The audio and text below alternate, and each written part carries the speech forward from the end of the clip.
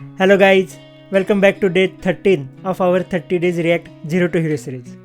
And today we will be discussing about virtual DOM. Let's get started. So before we understand the virtual DOM, let's discuss about real DOM. What is a DOM actually?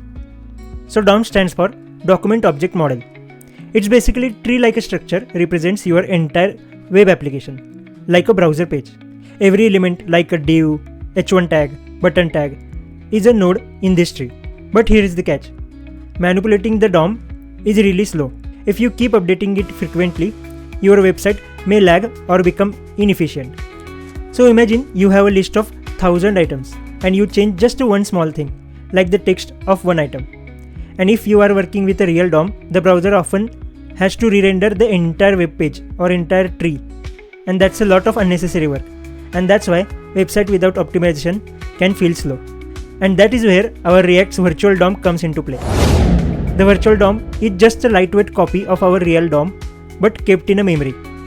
Whenever something changes in your UI, React updates the virtual DOM first instead of touching the real DOM directly. Then React uses smart process called diffing algorithm to figure out what exactly has changed. And finally, it updates only the specific part of a real DOM that needs that change. Nothing more, nothing less. And this makes React updates super fast. So let us say this is your DOM tree.